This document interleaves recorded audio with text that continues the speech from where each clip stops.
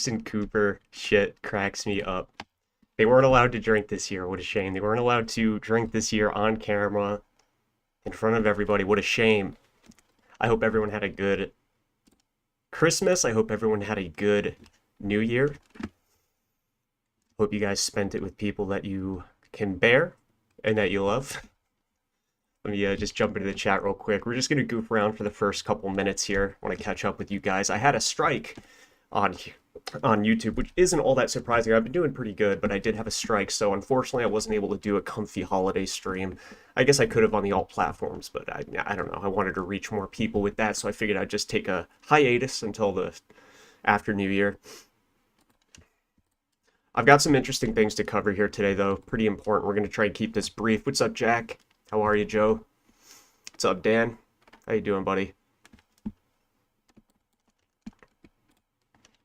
The internet has been comped since 2014. Yeah, exactly. Yep. Wait till you get a load of this. I found some pretty obscure fucking documents, guys.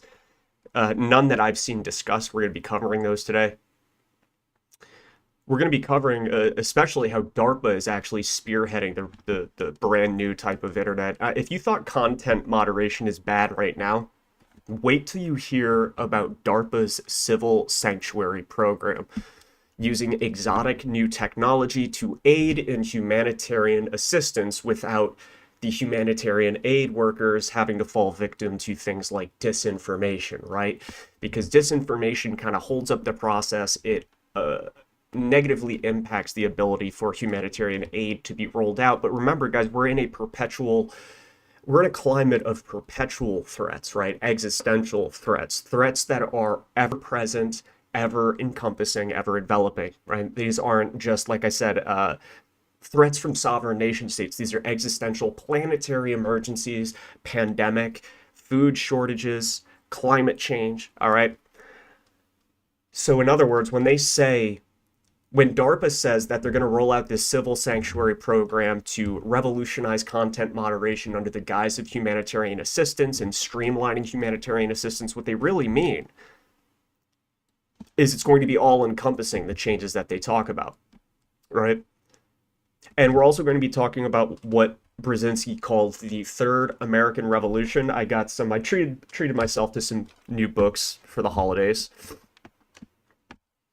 We got show you guys, and we'll be covering these one by one.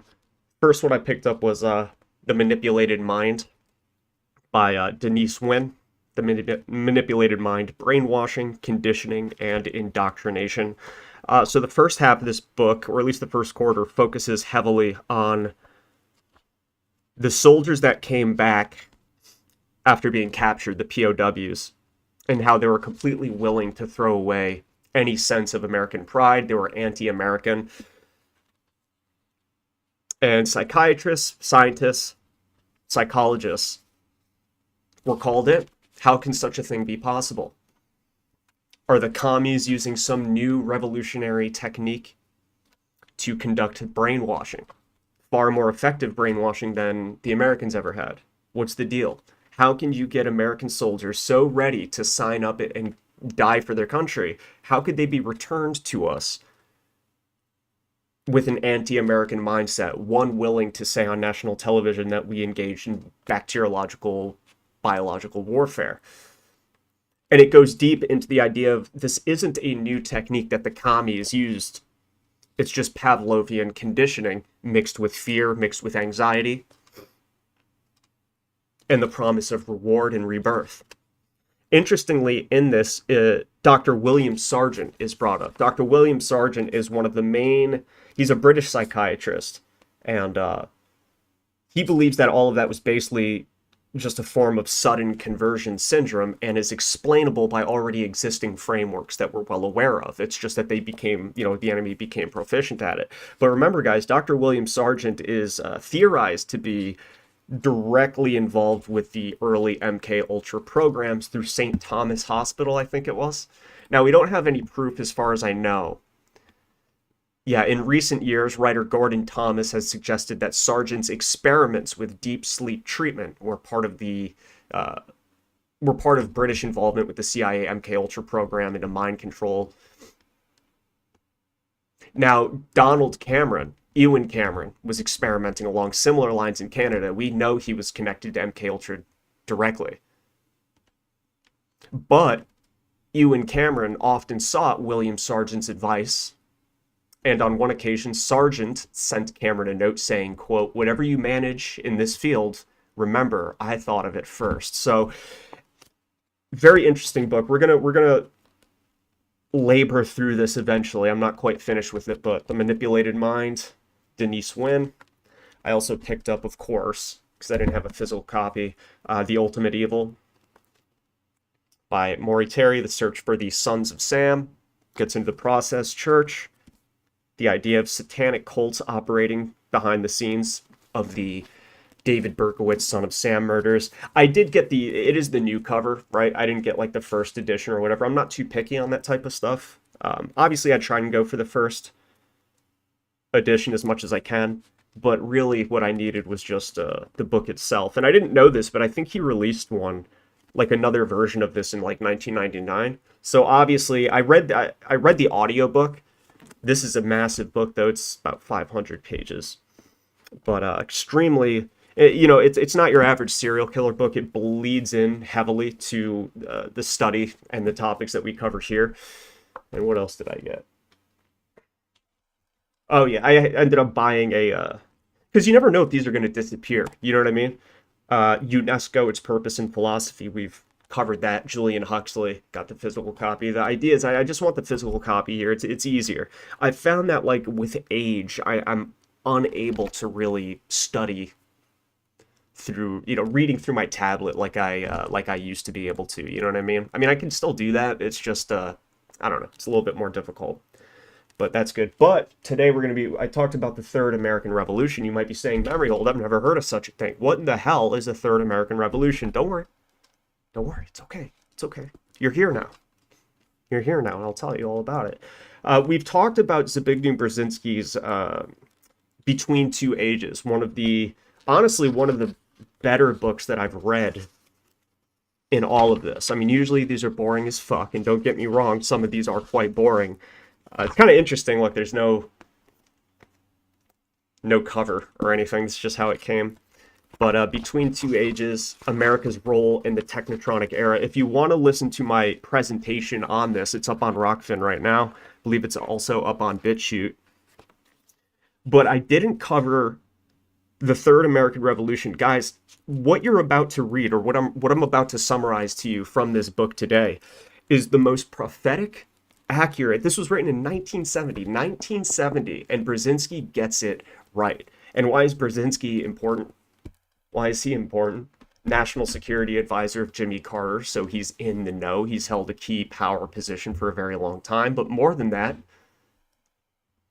think about Al-Qaeda, his role in dragging Russia into a Vietnam-like war in Afghanistan, and he has some pretty bad quotes when it comes to that.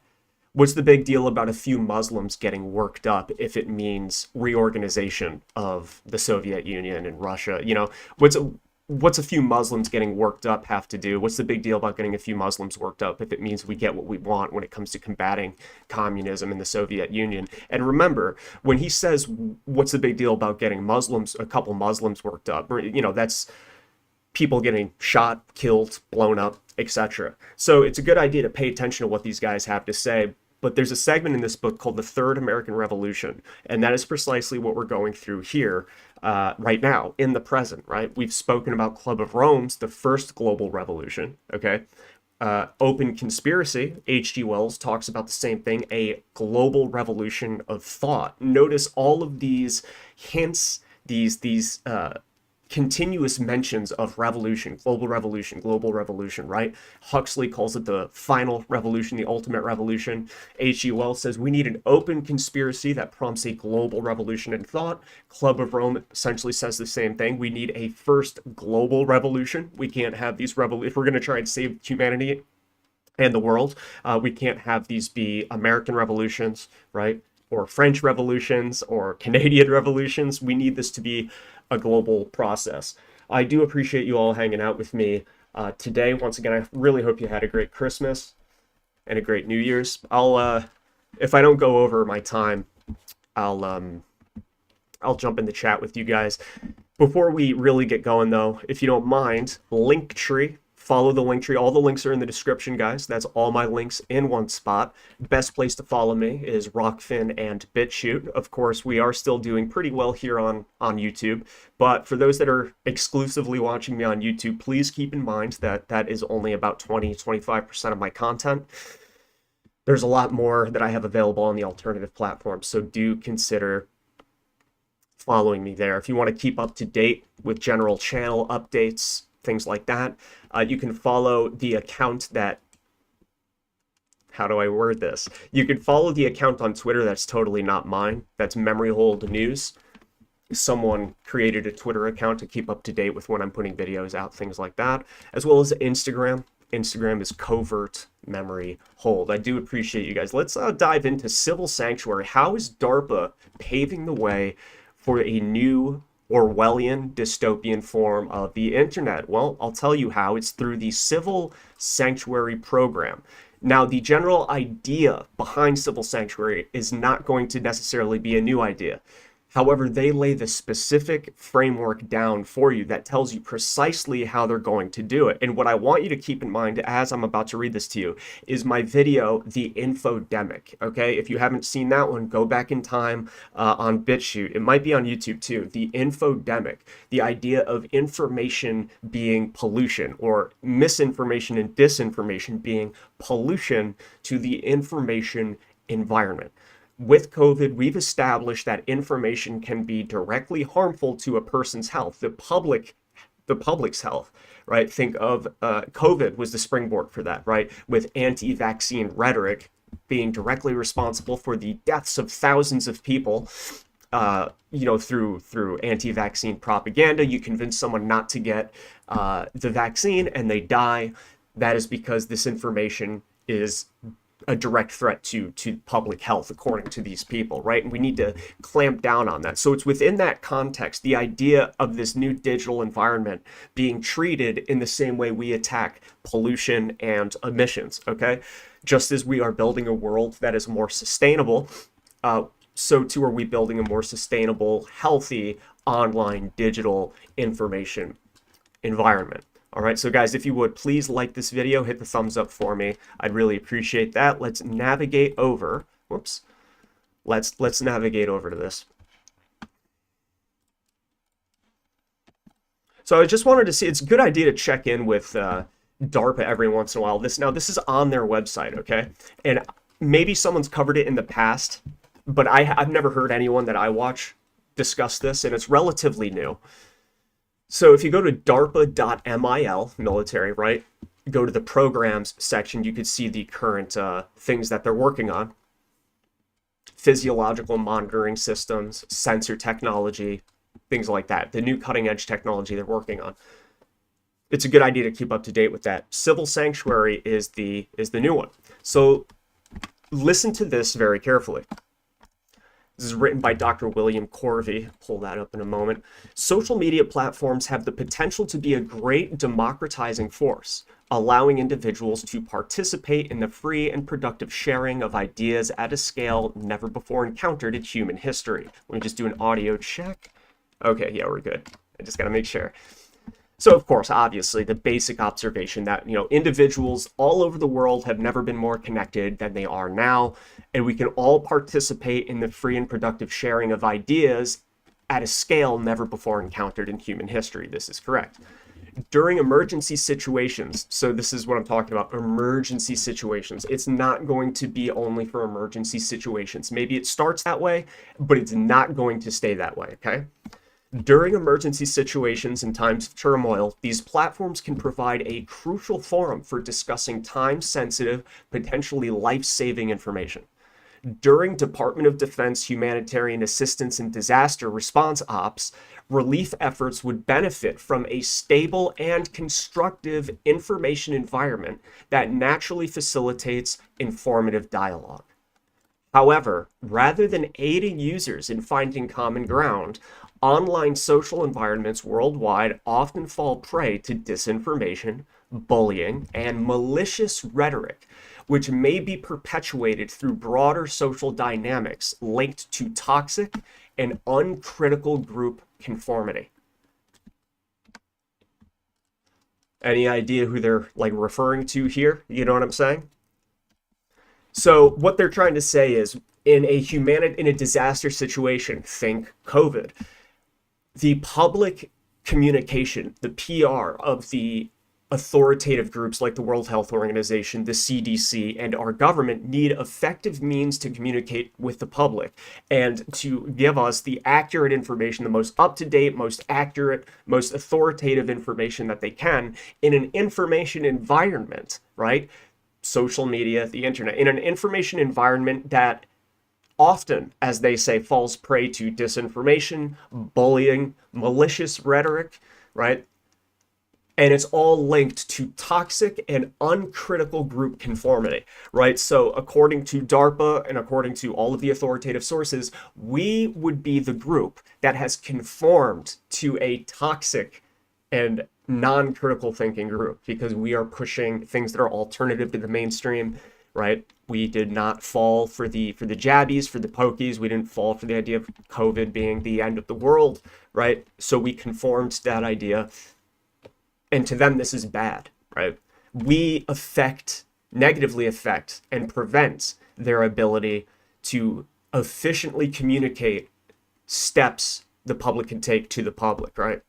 Anyway, new technologies are required to preserve and promote the positive factors of engagement in online discourse while minimizing the risk of negative social and psychological impacts emerging from violations of platform community guidelines. Okay, let's repeat this. New technologies are required. So right off the bat, DARPA is creating new technologies to manage this. Okay, that should say everything right off the bat. The fact that DARPA, the people that are the tip of the spear for our military technology, they say we need new technology, not just existing technology, not just a new framework, not just like a new way of thinking about how we moderate platforms, but rather brand new technology is required to preserve and promote the positive factors of engagement in online discourse, the positive factors. Now, what are the positive factors you think, according to DARPA, according to the CDC, the World Health Organization, and our government? The positive factors would be conforming to the belief of whichever authoritative source is putting out whichever piece of information, right? A negative factor would be to go against that, okay? And what I don't quite understand what they mean by this end part, while minimizing the risk of negative social and psychological impacts emerging from violations of platform community guidelines. So it could be that they're trying to lessen the amount of people that are being banned or in violation of, I don't know, actually, we'll go back to that. Anyway, Civil Sanctuary aims to provide technologies capable of supporting DoD humanitarian assistance efforts by facilitating online social environments where positive behavioral norms, those linked to the productive sharing of information, particularly during crises, are encouraged locally in user conversations through the use of multilingual AI moderators. This program will exceed current content moderation capabilities by expanding the moderation paradigm from detection and deletion to proactive, cooperative engagement. That's fucking crazy. Let that sink in for a moment.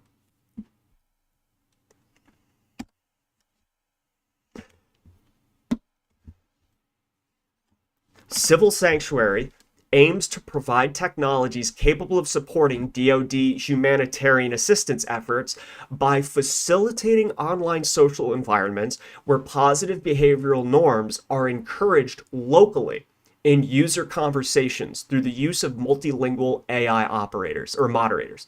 Guys, now this can take many forms, but how I perceive this is they're talking about doing this on a local level. They're talking about using multilingual AI technology to serve as moderators in order to assist facilitating online social environments where positive behavioral norms. Again, what is a positive behavioral norm? What is a positive behavioral norm? Conforming to the ideas put forth by authoritative sources. Now, you're going to have dope new, exotic new AI technology to moderate on the local level to ensure that users conform to this new positive, what are they talking about here? Positive behavioral norms. Am I making sense here? Civil Sanctuary aims to provide technologies capable of supporting DoD assistance efforts by facilitating online social environments where positive behavioral norms are encouraged locally in user conversations. So this is down to the user conversation level. They're not talking about like across the entire social media platform, which it will be, but it's going to be on a local level. So I'd like to give an example of this. And again, this is very minimal information. There's not much more I can find on this. It seems like it's in a primitive form so far. The program is fairly new, like I said.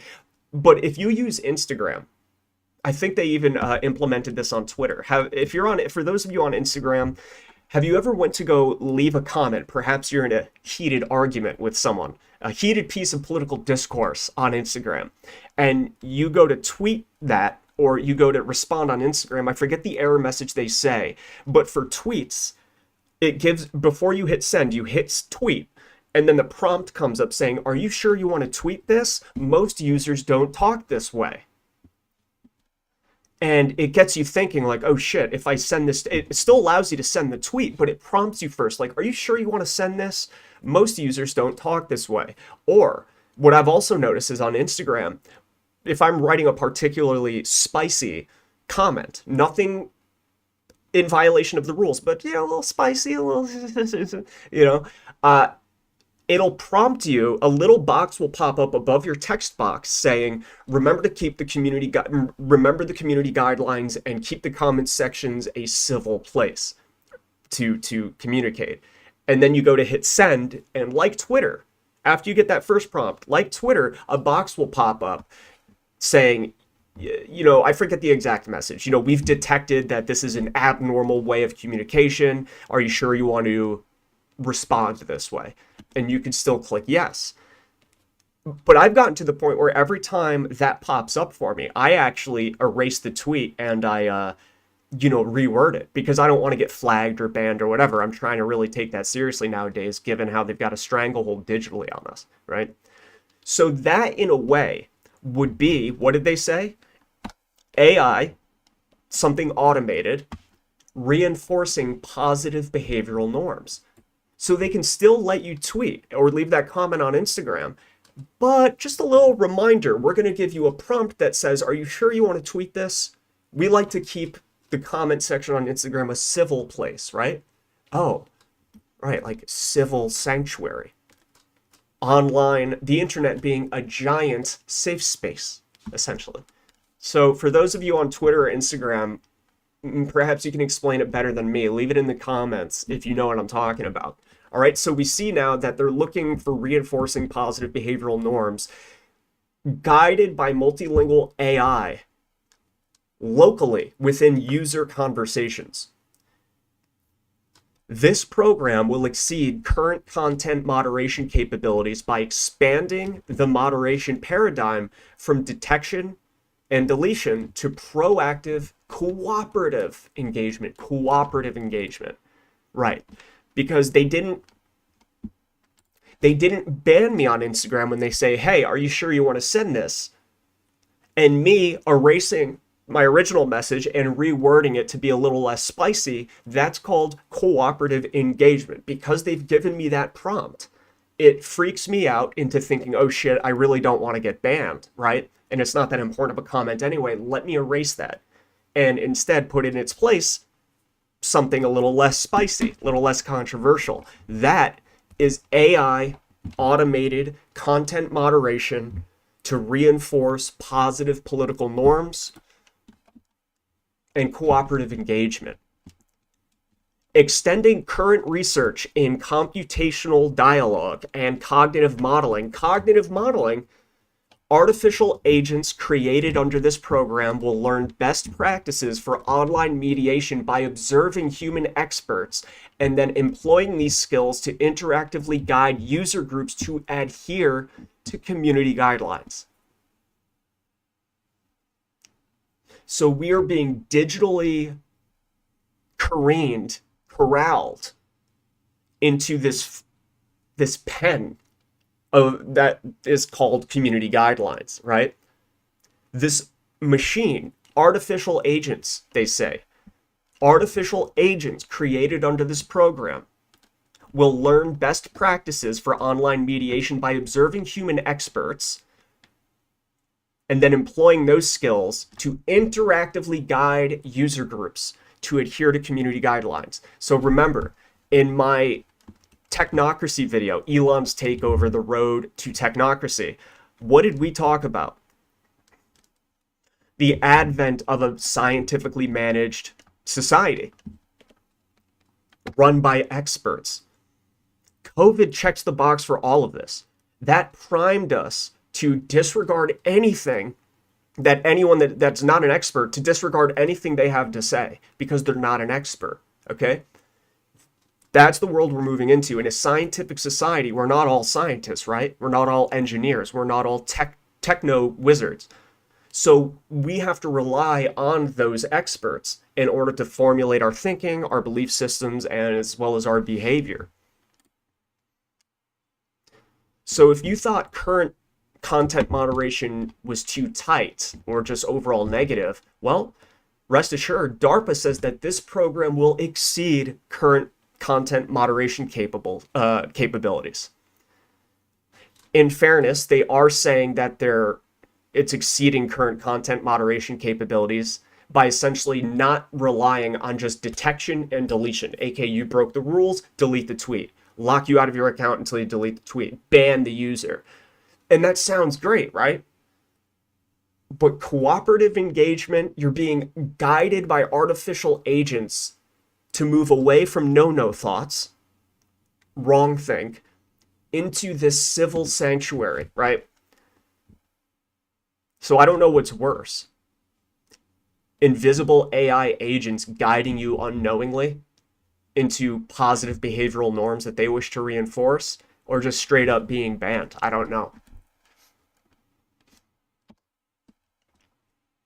Civil Sanctuary will scale the moderation capability of current platforms, enabling a quicker response to emerging issues and creating a more stable information environment, while simultaneously teaching users more beneficial behaviors that mitigate harmful reactive impulses. Oh, okay. See, because we need to be taught that, right?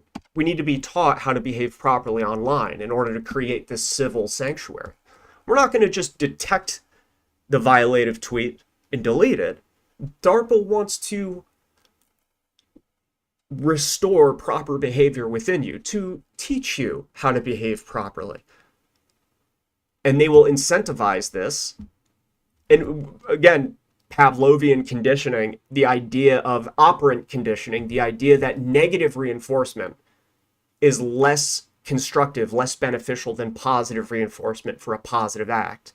So if you're looking to change people's behavior, you don't want to, back in the day in school, right?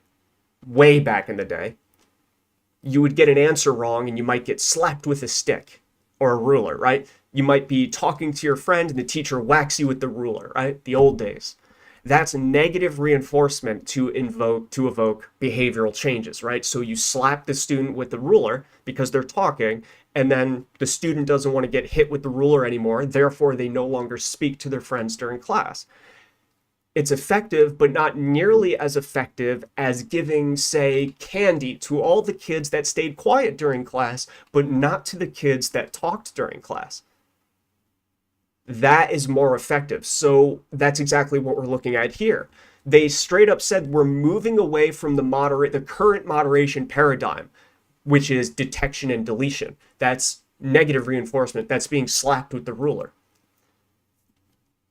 We're expanding that paradigm into proactive, cooperative engagement, being guided by multilingual AI artificial agents into positive behavioral norms, aka positive reinforcement to evoke a behavioral change. Does that make sense?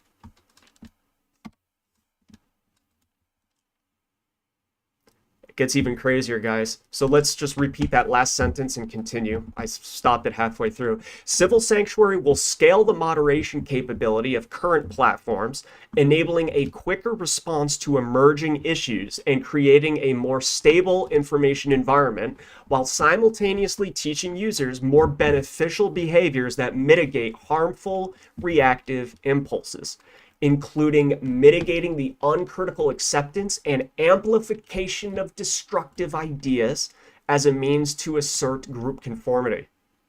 Jesus Christ. Remember, they're guiding you, they're teaching you, they're positively reinforcing you, they're giving you rewards to stay away from amplifying destructive ideas. Well, who's responsible for deciding what ideas are destructive and what ideas are constructive, right? So DARPA's Civil Sanctuary program, exotic new technology, AI technology, involves mitigating the uncritical acceptance and amplification of destructive ideas as a means to assert group conformity. The program will demonstrate novel and generalizable technologies that commercial platforms may leverage via third-party vendors. These will be third parties. So it's not going to be like Twitter employing this as on behalf of Twitter. It's going to be Twitter utilizing this technology via third-party vendors. Isn't that fucking unbelievable, guys? That is the Civil Sanctuary program. That is the future. And it's DARPA that brought this to you. Brought to you by the same people that assisted Moderna in creating mRNA technology. Oh, I'm in the red here. Let me just do a check. I hate that. I don't know why that's happening recently. I wonder if I have to change some settings. That's okay. As long as you guys can hear me, that's good. And we're back in the green. That's great. Good. So what do you guys think of this, man? This is pretty wild shit. Let's see if there's actually any, I'm going to see if there's actually any videos on this real quick. If you would, guys, remember, please hit the thumbs up for me. Share this video to your feed. Send it to your friends. I'd really appreciate it. Yeah, 63 people here on YouTube. Thanks so much, guys. All right. I'm just going to give it a shot. It's so new that, you know. Oh, there is something. Creating civil sanctuaries online with NLP. Okay, this is probably really boring, but let's roll maybe, I don't know, 2 minutes of this. I just want to see. And if there's any visual skips, I apologize. It looks like it, like I said, as long as you got audio, that's what matters. But let's just take a look to see what this is. To participate. So to introduce the project, so this is a joint project between Ceph Technologies and Raytheon BBN. Okay, let's let this roll for the next 2 minutes or so, guys. Let's see what they have to say. We are jointly awarded a grant from DARPA, the Defense Advanced Research Projects Agency, to participate in their Civil Sanctuary project. Our team is called Hugo. And what Civil Sanctuary is about creating AI mediated agents that help do productive information sharing in online communities during humanitarian assistance or disaster relief scenarios. So as we've all seen recently, there's been a lot of cases where a lot of disagreement and disinformation and misinformation and rumor spreading and so on has affected the flow of information in disasters. So we've seen this most recently in the COVID-19 scenario, when lots of disinformation about cures and potential cures and the efficacy of vaccines and so on have led to a lot of controversy online.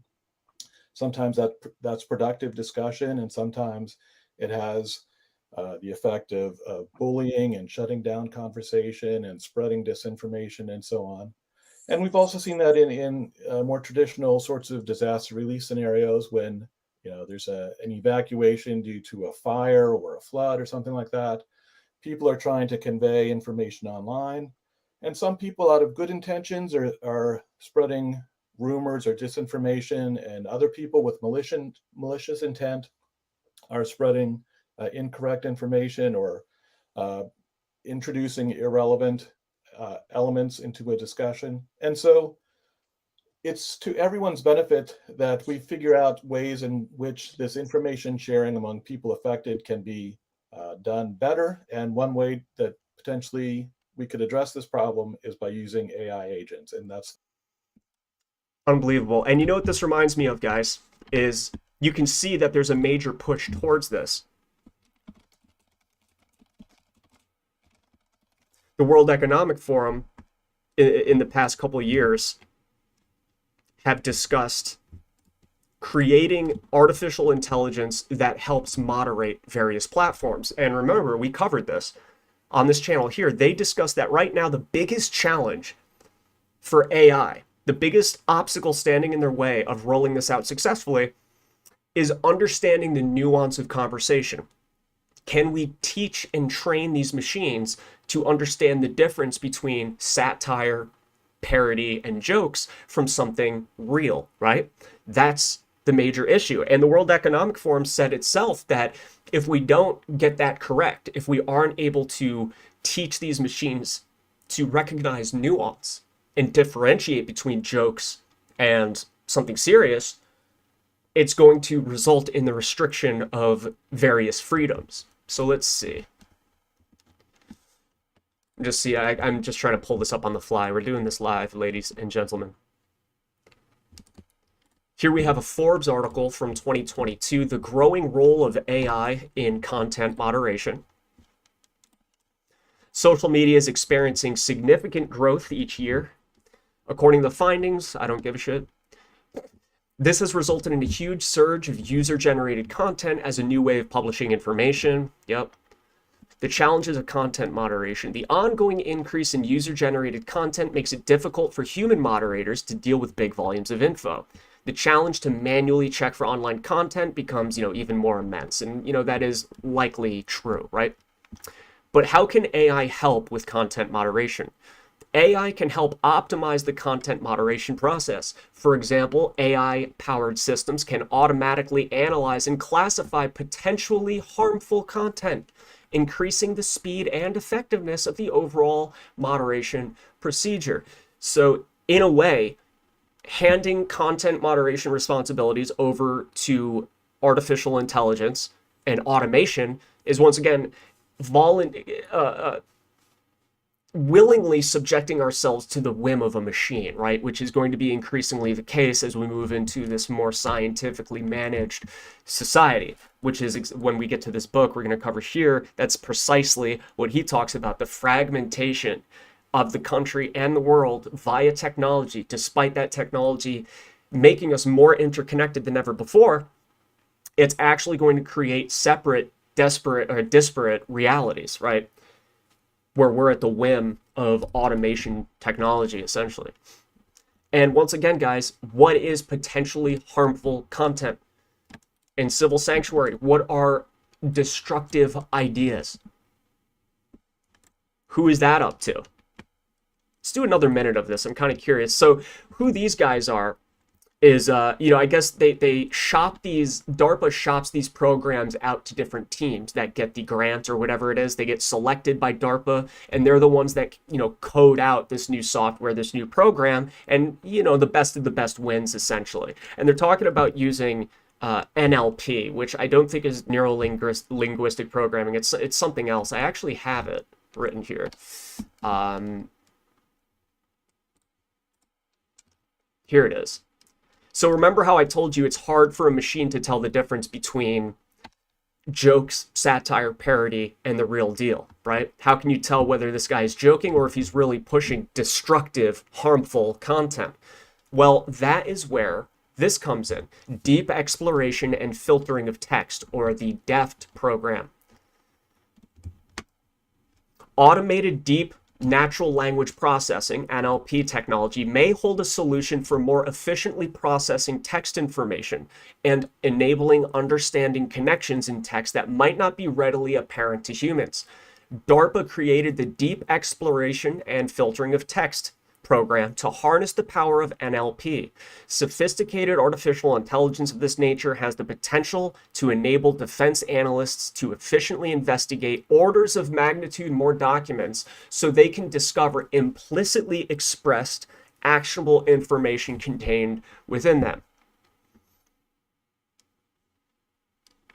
So you can read this one on your own. This one's a little bit more boring. Let's do another minute of this. I'm really curious about what these guys have to say because I just found this video now. I assumed the program was so new that there wouldn't be many like promotional videos about it, but turns out there actually is. Let's just give this a few more minutes. Maybe let's skip ahead a little bit. Remember, guys, hit the thumbs up for me. I would very much appreciate that. Desirable behavior. All of these fora that we've... I heard desirable behavior. In these cases, determining what is desirable behavior and what is undesirable behavior. All of these fora that we've listed here from the various top most popular German media sites, they all have their own social forum rules that they publish as part of the your online experience. And in looking at these rules, collectively, we discovered that, unsurprisingly, there's a lot of commonality in between these different forum rules. Yeah. That we started with from a technical standpoint was we knew that we were focused. Deliberative democracy. Ooh, that's a fun little buzzword. It's an ominous little buzzword. Informed discussion between individuals about issues that concern them. Focusing on pro-sociality, which meant that we really wanted to promote behavior online that was pro-social. See, okay, what did I just say, guys? They wanted to promote material online that is pro-social. We want to make you a socialized man, fully socialized human being. We're going to make you a fully socialized human being. You see, because people pushing this anti-COVID vax rhetoric, antisocial behavior, right? Now, we need to find a way. Remember, negative reinforcement, as I said, is less effective than positive reinforcement. And as far as I know, like in books like The Manipulated Mind, right, they talk about how typically, I believe they said that positive reinforcement, when someone changes their behavior as a result of positive reinforcement, aka the teacher gives you candy if you don't speak, instead of slapping you if you speak during class, positive reinforcement makes those behavioral changes stick for a longer period of time, okay? And what did he just say right there? Exact same fucking thing. Meant that we really wanted to promote behavior online that was pro-social. But what does that really mean? And what does it mean? And how am I supposed to trust you being more socialized? How am I supposed to know that you're not some little piglet, right? Determining what's destructive content, dangerous content.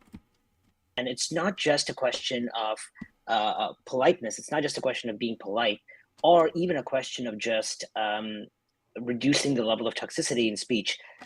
What's toxicity in speech?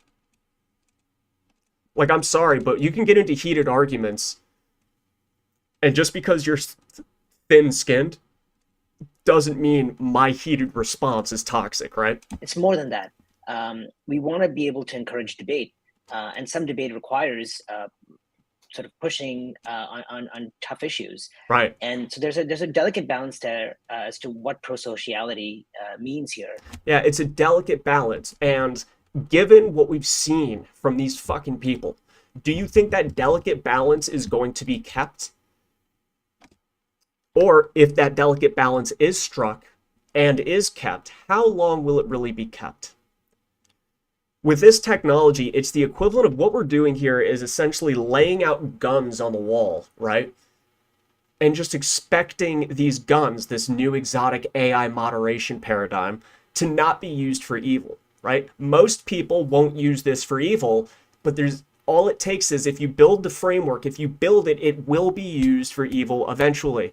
I'd go so far as to say it's an inevitability. We studied Brave New World Revisited by Aldous Huxley, where he talks about overmanagement, aka the scientifically guided processes of society resulting in lack of autonomy, lack of individual freedom. He looks at that as a inevitability stemming from the over management of the various planetary problems that are facing us. Okay, so for overpopulation, to manage overpopulation, we have to cross the line to the point where like there's no way to manage overpopulation, according to these guys, without overstepping that line, over managing man and restricting freedom. And that's kind of what they're talking about here too, is how do we create this technology that still promotes civil discourse and arguments, right? As he said, that kind of push back against the common mode of thought without neutralizing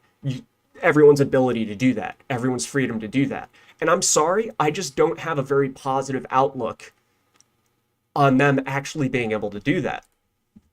And one of the theoretical frameworks on which we based our work on is on Friesen Elders' deliberative democracy theory, which is all about attempting to promote deliberation in order to facilitate good democracy. And Friesen Elders had this 6-part framework, but they have 6 dimensions of rationality, interactivity, equality, civility, common good reference, and constructiveness. And you can imagine rationality is an example where you are attempting to allow speech that is providing good reasons for what they're saying, and they're staying on topic. Deliberative democracy or discursive democracy is a form of democracy in which deliberation is central to decision-making. It adopts elements of both consensus decision-making and majority rule. Deliberative democracy differs from traditional democratic theory in that authentic deliberation, not mere voting, is the primary source of legitimacy for the law. Deliberative democracy is closely related to consultative democracy, in which public consultation with citizens is central to the democratic process. Okay, so like many elements, when we examine the technology that, in my opinion, has a high likelihood of resulting in the over-management, that's really a euphemism for enslavement, right? The over-management of mankind, that's, all of this sounds great, right? But again, it's this utopian way of thinking where we're all pretending. It's like this false, like we want to cling on to this idea that we can be responsible enough to employ these technologies, employ this mode of thought without abusing it. But I'm sorry, I just don't think it's possible. I do not think it's possible. When they talk about deliberative democracy adopting elements of consensus decision-making, so the idea of consensus, the majority of the population agrees on Second Amendment rights, the right to own a weapon, let's say. But using technology, using botnets, using all the things, the tricks of the trade that we're well aware with, you can artificially create consensus. That is the problem. So it might look like authentic consensus leading to decision-making in a deliberative democracy. But if that consensus is artificially driven by bots, then is that really a consensus at all? This is the issue I'm talking about, where it's going to appear as if it's authentic consensus and that we're still in a democracy because we've deliberated on an issue and we've come to a consensus. But did we really? Or did we just talk to fucking bots and AI agents that created that artificial consensus, right? That's the issue I'm kind of having an issue with here. All right, one more minute because I'm actually kind of curious here. Have social regard factors associated with them. Looks like it's getting into the real nitty gritty here. Response of GPT-3. Oh yeah. And we know that moderation style was often regulative, in which they point to a particular rule violation and such. And there's also another style of moderation known as confrontational moderation. Oh, so okay, right now what they're talking about is, remember how DARPA in Civil Sanctuary document here, they talked about moving away from the moderation paradigm which it is at present, the current moderation paradigm, which is detection and deletion, okay?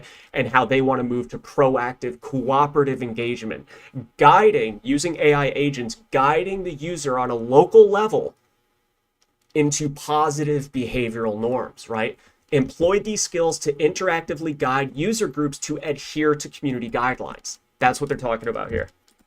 In which the moderator essentially mocks or uses sarcasm to attack the post. It was shown in the Ziegler study here that I'm showing that certain styles don't work. Unsurprisingly, the confrontational moderation doesn't really work. And they found that deliberative discursive moderation is actually really powerful. And what that really means here is that it is valuable for a moderator to actually engage in the conversation to a degree, especially when you have these pro-social posts. Right. Yeah, well, go to Reddit and see how that turns out for you, right? When a moderator jumps into the chat, they'll ban you for no fucking reason. Incredible, right? All right, guys, let's move on to the second part of the show. You can check this out yourself. I'm going to leave a link to the Civil Sanctuary in the chat right now. What I'm going to do is I'm going to cut this video up into 2 separate videos. So I'm just going to put the hold screen up for literally just a minute, just so I know where to cut the video. Be right back with you in about 1 minute.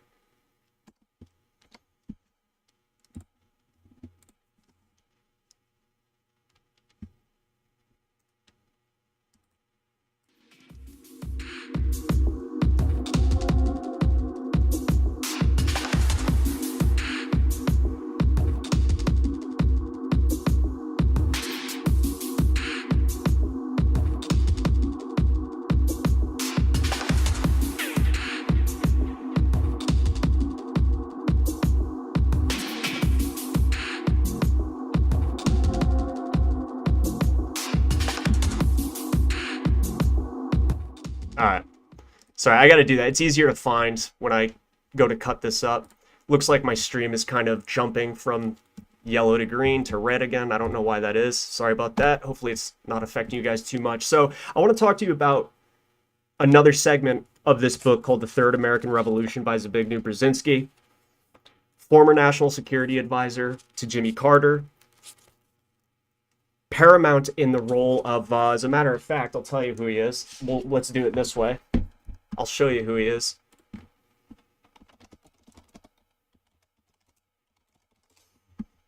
I found a really good website on it before.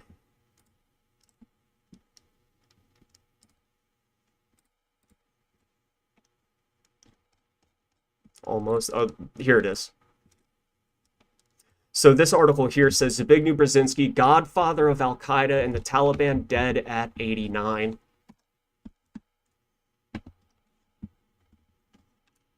In 1979, serving as national security advisor, Brzezinski convinced President Jimmy Carter to approve a plan to provide covert CIA aid to opponents of the pro-Soviet government in Afghanistan. Carter signed the secret and deeply fateful directive on July 3rd of that year. In launching the effort, quote, "We knowingly increased the probability of a Soviet invasion," said Brzezinski. So he knows what he did. When that invasion occurred months later, Brzezinski told Jimmy Carter, quote, "We now have the opportunity of giving to the USSR its Vietnam War." Now, to accomplish that goal, the Carter and Reagan administrations, along with Saudi Arabia and Pakistan, funded, organized, transported, armed, and trained extremists to fight the Red Army in a holy war on behalf of Islam. Among those who joined the cause were future Al-Qaeda leaders like Osama bin Laden and Khalid Sheikh Mohammed. The enduring global impact of this 10-year program bears emphasis. The CIA and Saudi GID recruited jihadists from all around the Muslim world, creating relationships and networks that would evolve into not only Al-Qaeda, but also ISIS and many other terrorist groups across several continents. Now, this is the crazy part, and we'll get into the book here, guys. In 1998, in an interview, Brzezinski was asked if he had any regrets about launching that program. And this is what he replied. This is, you can't make this shit up. This is what he replied. Quote, "Regret what? That secret operation was an excellent idea. It had the effect of drawing the Russians into the Afghan trap. And you want me to regret it?" By some estimates, 1 million Afghan civilians were killed in that conflict. Now, this same journalist asked Brzezinski if he regretted arming and training future terrorists. And he countered with his own questions. Quote, "What is most important to the history of the world, the Taliban or the collapse of the Soviet Empire? Some stirred up Muslims or the liberation of Central Europe and the end of the Cold War?" Well, remember, That response came 3 years before 9/11, after stirred up Muslims had hijacked 4 US passenger jets and destroyed the World Trade Centers and killed nearly 50,000 people. Now, of course, we know it was more than just stirred up Muslims, but needless to say, so that's Zbigniew Brzezinski, guys. And this is his book, Between Two Ages, America's Role in the Technotronic Era. And we're just going to cover a few pages, but this is, listen to how prophetic some of this is. So the page, what is it? It starts on page 198, and it's called The Third American Revolution. And he starts off by saying that it's really easy to pinpoint the French and the Mexican revolutions, or the Bolshevik, the Chinese, the Cuban revolutions, right? Some of these revolutions have clear markers, and the same goes for American revolutions, the first one especially, right? He says it's also not difficult to identify the first American Revolution, right? From a colony, that revolution created a nation. Implicit through strongly felt beliefs, gave birth to a Declaration of Independence, a constitution, both of which articulated novel principles of political and social order. However, historical definitions of these revolutions become more complex when dealing with the Second American Revolution, right? In other words, nailing down precisely when the revolution began is a little bit more difficult. Nailing down precisely what it resulted in is a little bit more elusive.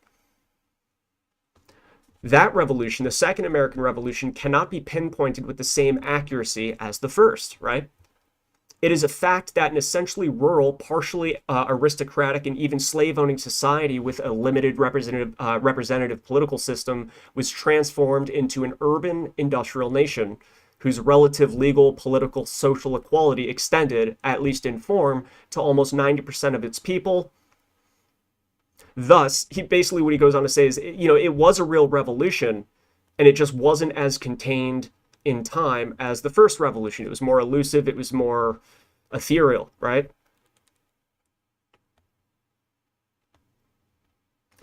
The Third American Revolution, though, is harder to define, even harder than the Second American Revolution. And this is the one that we're going through now. Remember, his book is called Between Two Ages, the idea that we're in a transition period. America's in a transition period. And he opens up with the quote, which is poignant. I believe, oh, maybe he does. I thought he opened up with, yeah, here it is. Yeah, he opens up with this quote from Steppenwolf, quote, "Human life is reduced to real suffering, to hell, only when two ages, two cultures and religions overlap.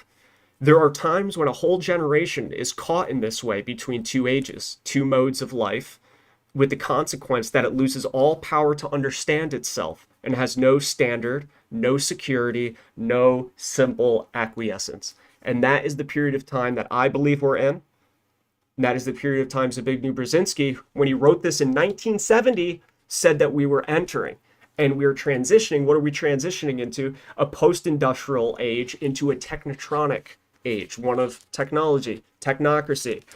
Much of this book focuses on how the communists failed to create a global revolution because they focused on class warfare as opposed to global revolution within a humanistic communistic framework, right? Which is what we're doing now, scientific humanism to collectivize the world. That's the framework that this type of world collectivization, this type of communism is based on. He straight up says that communism, Soviet Union failed because they didn't think of this as anything other than class warfare, when in reality they should be using technology to bolster their form of communism, humanism to bolster their form of communism.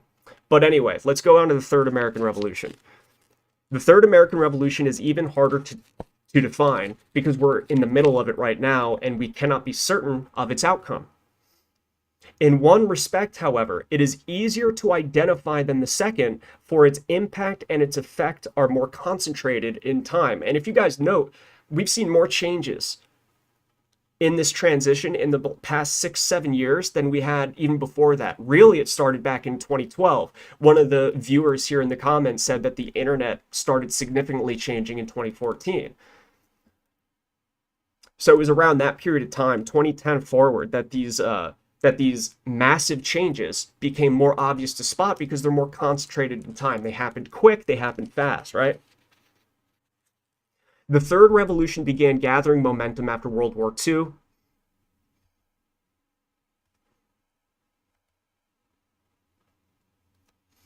And one of the tenets of this revolution starting after World War II was the federal government emerging as a major sponsor of scientific investigation. Now, of course, that's really interesting because he talks about America being a giant petri dish of scientific development. The scientific leaps and bounds forward we make here in America is sort of the exact same thing that we see roll out across the world, right? Now, this part's crazy. With the sudden birth of listen very carefully to this shit, guys. With the sudden birth of rapid continental communications, ranging from the world's most modern and developed highway system, through rapid air passenger transport, to a uniquely effective instant transcontinental telephone system. What does that remind you of? And finally, to a nationwide television intimacy.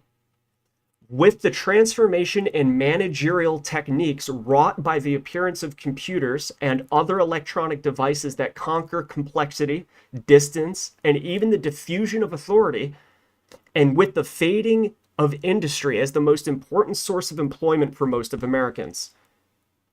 Prompted by technology, and particularly electronics, the third revolution is changing the basic institutions and values of America. That's fucking crazy. With the transformation in managerial techniques wrought by the appearance of computers. Once again, managerial techniques. And that's what Brzezinski says is this scientific framework allows scientific precision to essentially manage the affairs of mankind through technology, right? The overmanagement of humanity for the sake of efficiency. We lose autonomy, we lose freedom when we are managed by a small group of technocratic elites, essentially. And all of this, what's it prompted by? Prompted by, as Brzezinski says, technology and particularly electronics. He says the third revolution is changing the basic institutions and the values of American society. And as was also the case with the preceding revolutions, it is encountering resistance, stimulating violence, causing anxiety, and stirring hope. In the process, it is creating three Americas in one. There is the emerging new America, symbolized by the new complexes of learning, research, and development that link institutions of higher learning with society and create unprecedented opportunities for innovation and experimentation. Now, Technotronic America is in the electronics and laboratories and centers of learning along Route 128 surrounding Boston. It is in the academic, scientific conglomerates around Los Angeles and San Francisco.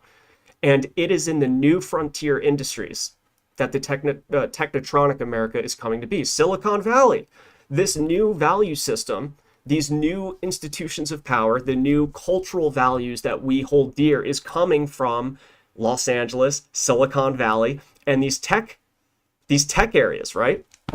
Like Silicon Valley.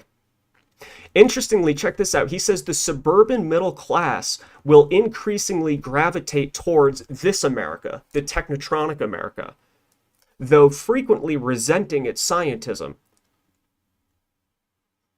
Now, the second America, the industrial America, the second America is in the established factories and steel mills of Detroit and Pittsburgh, whose skilled blue-collar workers are gradually forgetting the traumas of the Great Depression and beginning to enjoy both security and leisure, but are fearful of these changes pushed through technology, right? And then, of course, there's the original, the first America, the pre-industrial America of sharecroppers and migrant workers from the Mississippi Delta and of obsolescent miners of Appalachia. He finishes by saying, the new America is only now taking shape. Quote, today, not only does a child face a radical rupture with the past, but he must be trained for an unknown future. And this task confronts the entirety of society. Let's repeat that. Today, not only does a child face a radical rupture with the past, right? We're leaving the old world and the old world value systems behind. So the children of the future must be equipped with the knowledge and prepared for an unknown future. When have we seen such a radical revolution in education curriculum before? What is being taught in schools today? How quickly did that change? In no period of time in the past, like if I were to sit in a high school class today, it would be so radically different from the high school period of time that I went to. There's no other time period that a change, especially in education, has happened so overtly, blatantly, and so swiftly. The current transformation also poses profound philosophical issues concerning the very essence of social existence, since it is largely derived from an unprecedented expansion of scientific power over both man's environment and man himself. Profound philosophical issues. Guys, we live in the age of CRISPR. We live in the age of technology being able to dictate, technically, who's born and who's not, right? Remember the Chinese guy that used CRISPR to, I don't know, make his children immune from HIV or something like that, right? These are philosophical issues where we are playing God, and it makes us question our place on Earth and our place in the universe. It's the ultimate version of being in flux. No other time period could we describe ourselves as being in flux more than now. Even when the world was engulfed by war, World War I, World War II, we were still firmly planted within the old world paradigm, the old world framework where God and country and the general values and our culture was there, fixed. It's just things were chaotic around it. But now all of our value systems, our institutions, even our government is being uprooted and entirely revolutionized, mostly as a result of technological capabilities that is so advanced as to question our place here on Earth, right? If we can decide who gets born and who doesn't, if we have to play God by managing the population and all of the affairs of mankind via technology, is there a God, right? And this is all happening so extremely fast that we don't have time, and he talks about this, we don't have time to reinforce our already existing cultural norms and institutions, governmental or otherwise, to survive these changes. So what's going to end up happening is we're going to encounter a radical tearing down of the system. And he even comments on that being the danger. If we don't prepare these institutions and reinforce them for this technotronic transition, this transition into the technotronic age, they're going to be violently ripped down. Especially as technology, as he says here, technology illuminating the injustices of America, right? And he says, as the injustices of America are blasted in front of the eyes of the world through technology, right? Lower class individuals can now have cell phones and iPhones, granting us a glimpse into their daily life and how much they don't have versus how much we have. Privilege, right? White privilege, that causes anger and it rationalizes violence against the old system. So because our cultural institutions, our governments, and our value systems are not reinforced and ready for this change, because it's happening so fast, those inequalities that are being blasted in front of the eyes of millions is causing disdain, it's causing hate, but worst of all, it causes people to rationalize violence in the name of tearing down the very thing that caused this inequality and this unfair treatment of the past, right? If you're talking about like minorities, marginalized groups and such, right? So profound philosophical issues concerning the very essence of social existence due to an unprecedented expansion of scientific power over both man's environment and man himself, man's environment and man himself.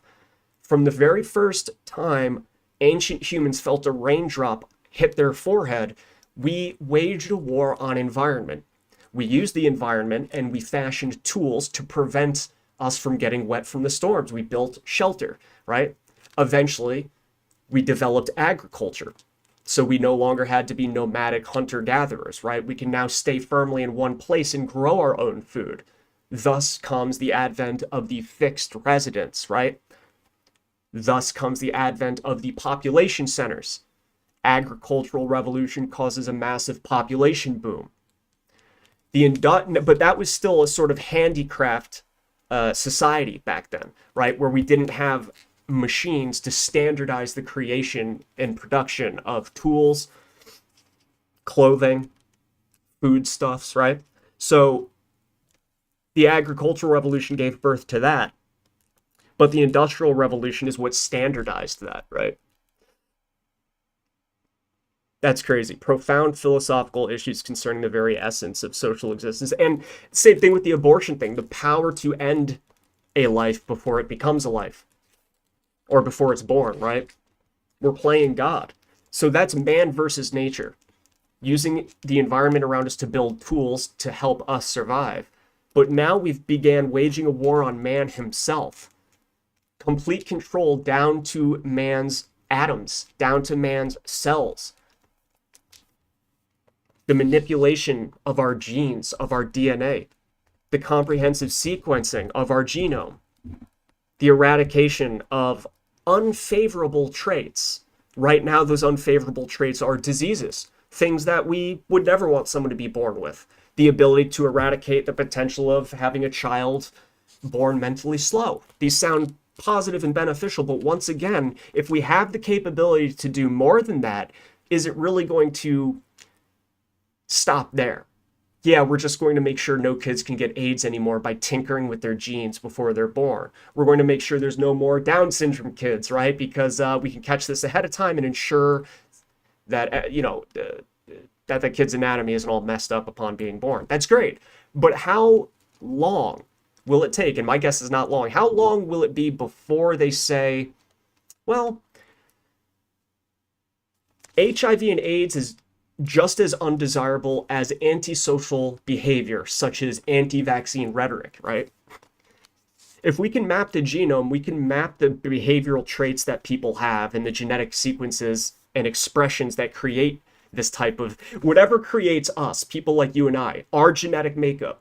They will be able to technologically map exactly the combination of gene and DNA or whatever that results in people like you and me, and one day they will eradicate that. So people will be born without the mental faculty to discuss and think about things the way we are. We might have been created in God's image, but we are now usurping that power to create in our own image. And who do you think creates the image that the future human is based off of? Well, the same people that decide what is a destructive idea, essentially, right? The facts reflecting change in America are familiar and therefore need not be related in detail. There is, first of all, the massive expansion in the sector of society concerned with science and knowledge. So here he's talking about the massive explosion in science and knowledge that's pushing this. Rationalism, scientific humanism. Once again, read Julian Huxley's Purpose and Philosophy of UNESCO, and he talks about creating a standardized version of man through a standardized education based on a scientific, humanistic framework, which is really just Malthusianism. And basically says because of this massive expansion in the scientific sectors of society, it also means significant growth in the number of scientists, college students, and of course the institutions that nurture them.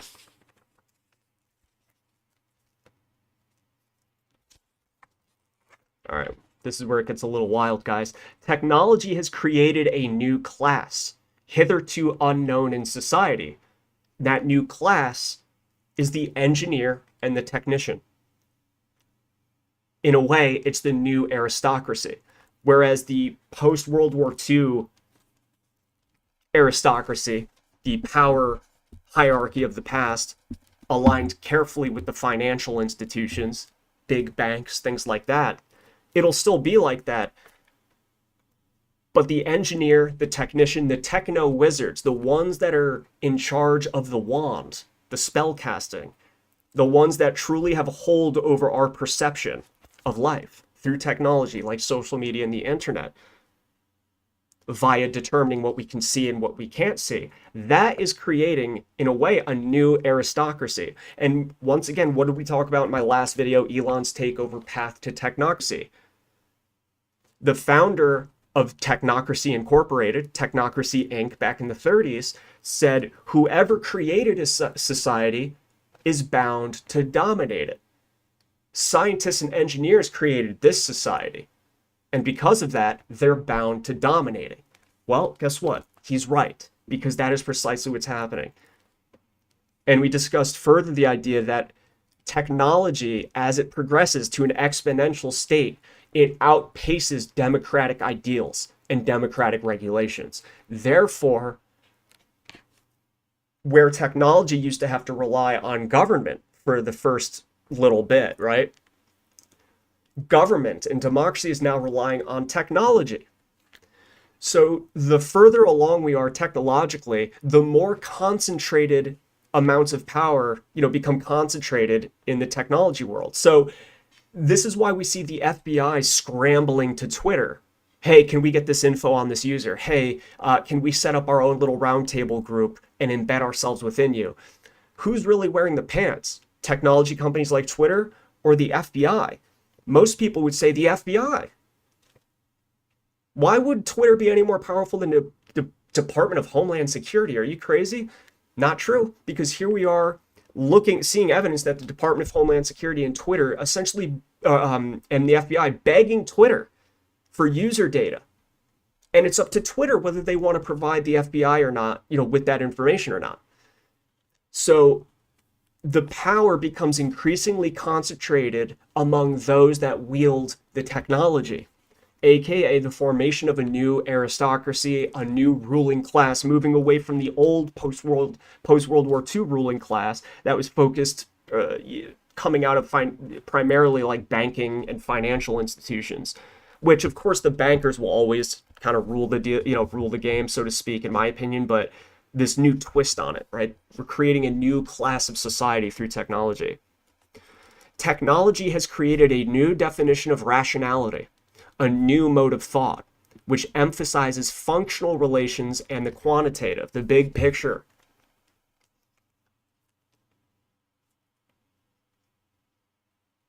Aesthetic perceptions, particularly of space and time, have been radically altered, which is fucking crazy. All of this prompts a more deliberate, less haphazard effort to identify social inadequacies, and it thereby links moral outrage at social injustice with a more operational preoccupation with improving overall social performance. That, my friends, is the woke movement. That is the woke culture. Technology is illuminating the inequality, illuminating the hardships of marginalized individuals that most people didn't really have access to or insight to, but now we see it. And using technology, they can link those two things up. It prompts a more deliberate, less haphazard effort to identify social inadequacies, and it thereby links moral outrage at social injustice with a more operational preoccupation with improving overall social performance. So because technology connects everyone in the world now sees the inadequacy of America, the world's most free, country.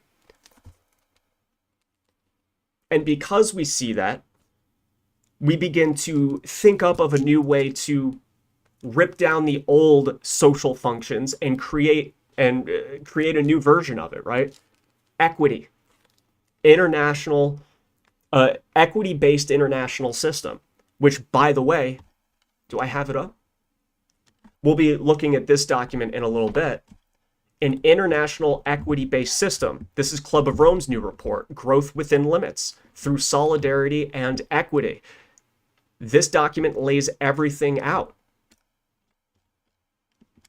Our new sustainable future. They talk about the creation of a new international equity-based system through the standardization of, hold on, I'm trying to find this part. well, it's too much to get into here, guys, but we'll cover that. It's too important to cover, like, to just touch over. So anyway, so the consequence is not only undeniably rapid progress in many areas and increased social awareness of existing failings, like I just said, but also the intensification of old problems and the posing of new challenges. Technology is bringing this all up to the surface. This is why we're highly we're being trained to feel guilty about who we are, especially as white individuals.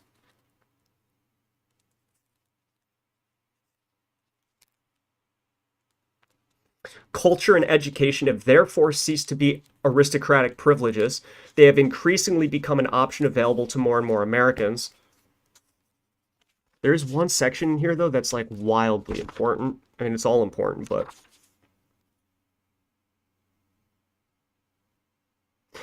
interestingly, check this out. So remember, Julian Huxley at UNESCO said we need to standardize education on a global level. We need to pull people up in the third world countries to get them on an equal intellectual playing field, right? And kind of create a fresh slate to create this new scientific, humanistic, global international framework, right? Well, check this out. Education could therefore serve as the point of departure for attaining a socially egalitarian and politically democratic multiracial society. What are they talking about here? The standardization of man through a standardized education. And when I say education, I'm not talking about arithmetic, guys. You think that's the education they're trying to standardize across all of man?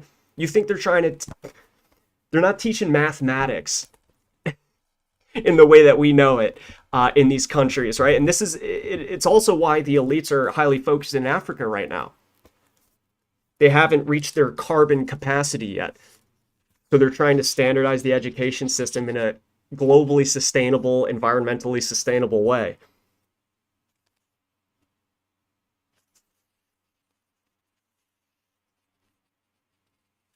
This is fucking crazy. Listen to this.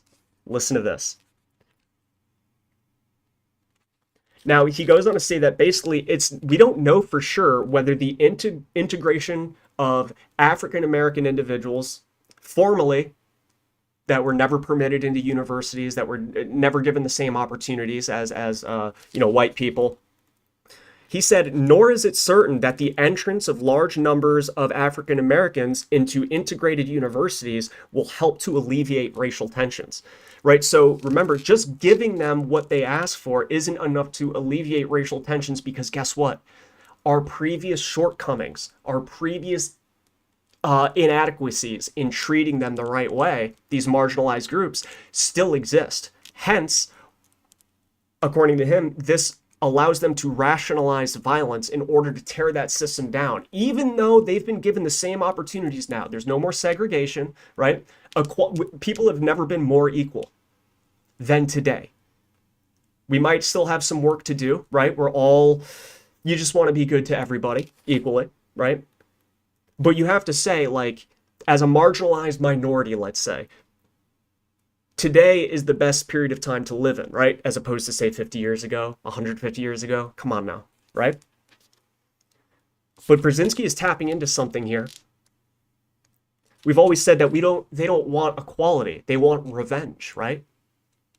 The reparations talk.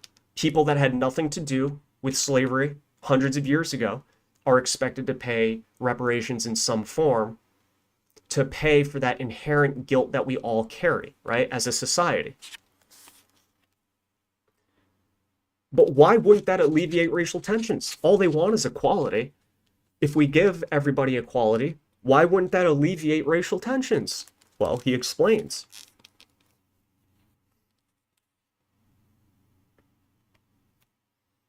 Several short-term factors point to an increase in racial tensions as a result of the increased educational opportunities for marginalized cultures.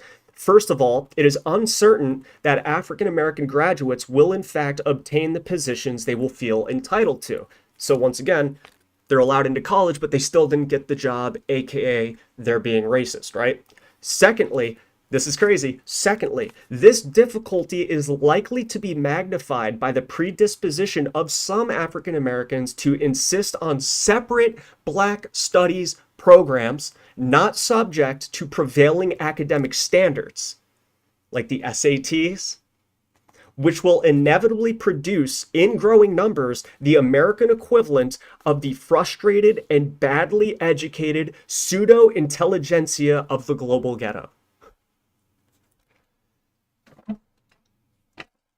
What are we seeing today? Like I said, at present, there is no better time to be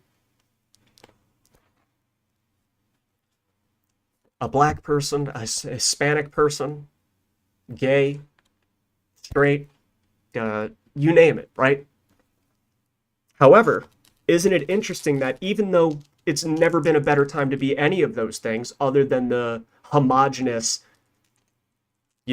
cis white male, right? That still isn't enough to alleviate those tensions. Why? Well, because they still don't get what they want fully. Because what is it that they fully want? We've alleviated racial tensions by providing equality. What more do you want?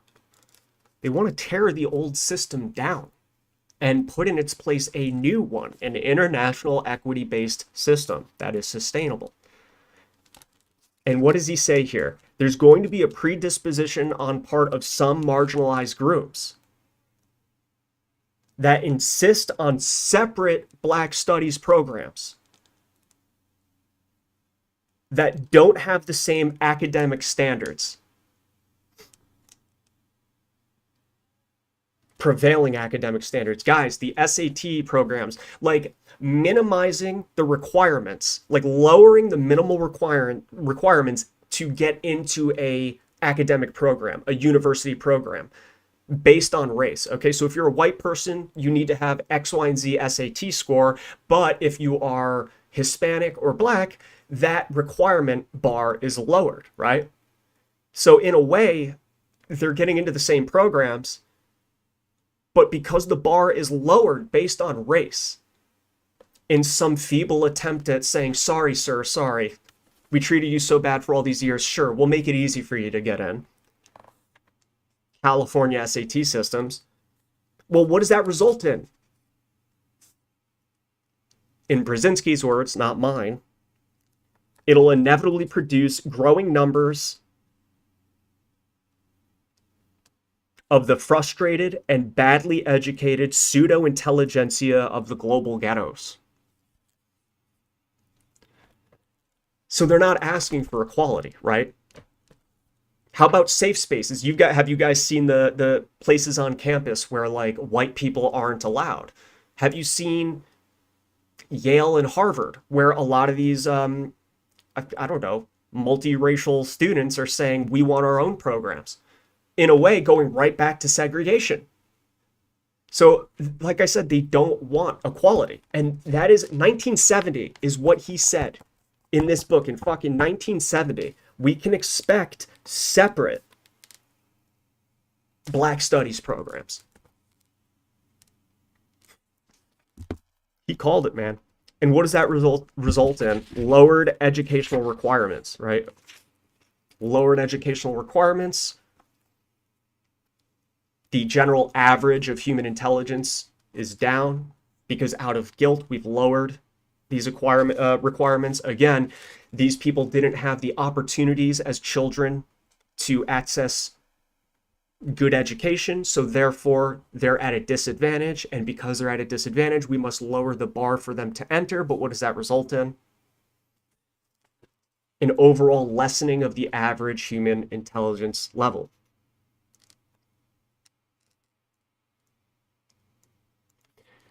And as his social of the marginalized societies, as their social positions improve, right? They're not, they're allowed to do everything that we're allowed to do as privileged white individuals, right? As the social position improves, he may temporarily be less responsive to the argument that his progress depends on cooperation with whites, and his sharpened awareness of social injustice is likely to be expressed in a more radical political posture that is indifferent to white sensitivities. His sharpened awareness of social injustice is likely to be expressed in a more radical political posture that is indifferent to white sensitivities. Anti-white hatred. The radicals, this new radical group of leftists that we're seeing formed, violent group of radical leftists that we're seeing form, the new left. That's what we're seeing here. Someone that is acutely aware of historical social injustices. Again, equality isn't enough. Getting rid of segregation, getting everyone able to have access to an education just like everyone else, right? Treating everyone as equal as we possibly can. That is not enough, because they will always be acutely aware, because of technology, of former, previous, historical social injustices. And what does that result in?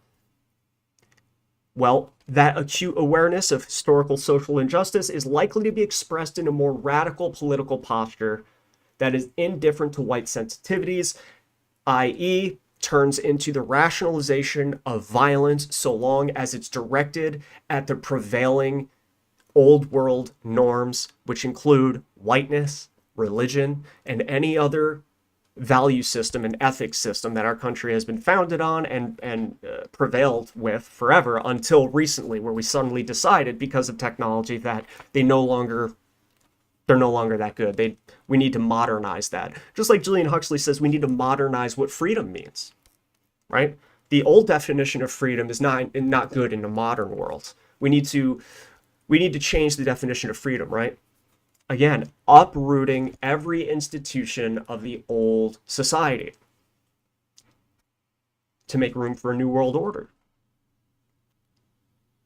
To the extent that violence precipitates bursts of reform designed by the white community to redress injustices, the argument that violence is necessary to Black progress becomes stronger and stronger. So we do know that violence precipitates change in many cases, but is it the only way to create change? No, it isn't. Is it the most effective way to create change? Arguably, yes. Is it the most effective way? Is violence the most effective way to create change that actually sticks? I don't know about that, right? Because that's coercion. But isn't it interesting? To the extent that violence precipitates bursts of reform designed by the white community to redress injustices, the argument that violence is necessary to Black progress becomes stronger and stronger. What did we see with Floyd? To prevent that from ever happening again, peaceful protests are no longer viable.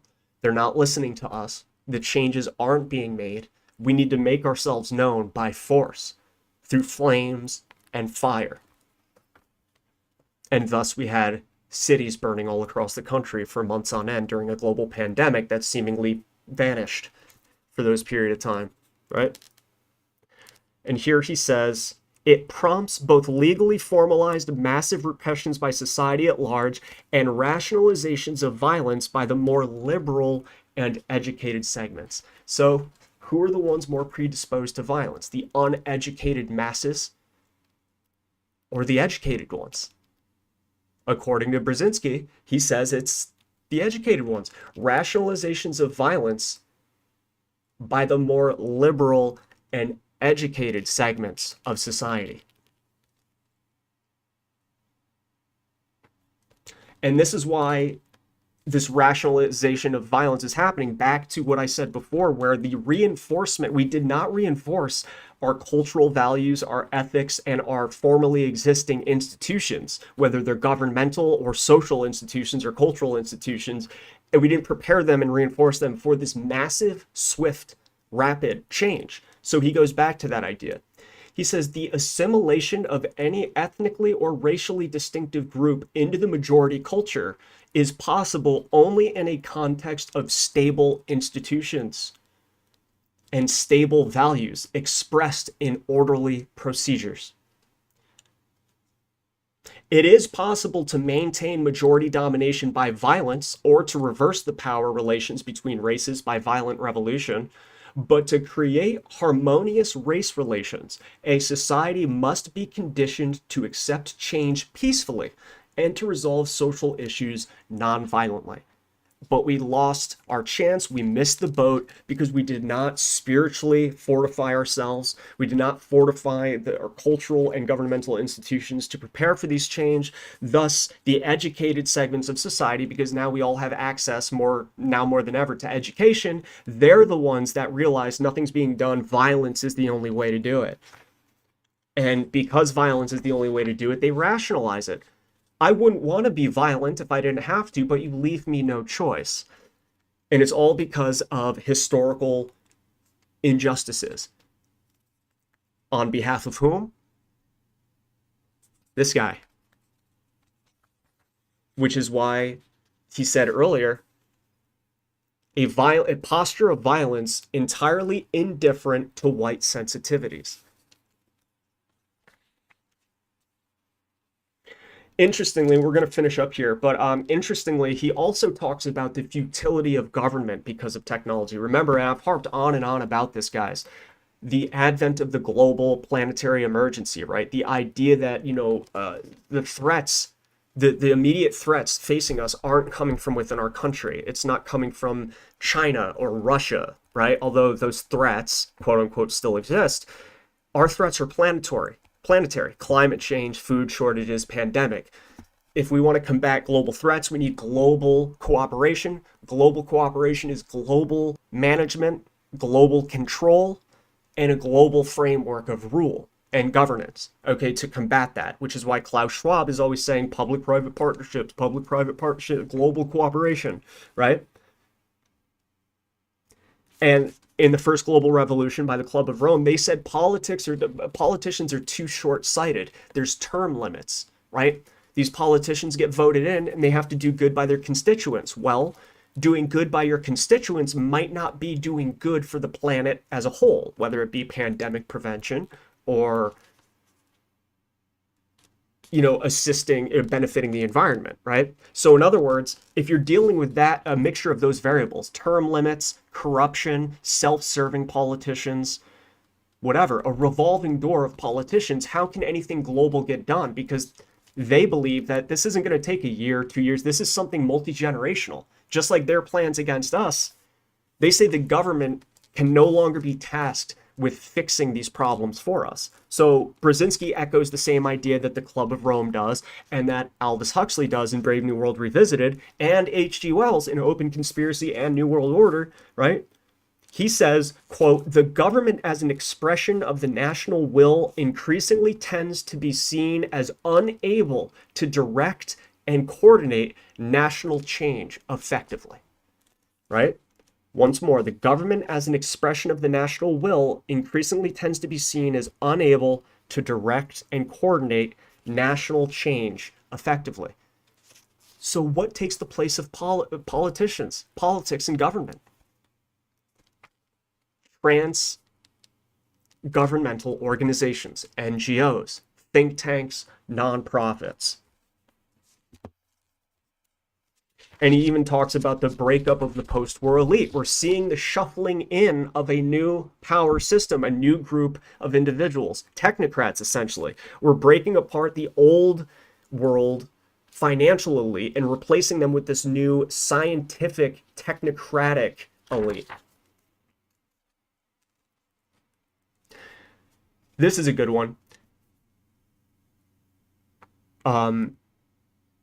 The courtship of the press and the mass media is a necessary commitment of courting the masses, since the masses are influenced not only by direct appeal, but also through intermediary of an image, which is built by the media themselves. The desirability of this image puts a premium on advocating the immediately popular and the immediately fashionable, rather than on formulating broader objectives.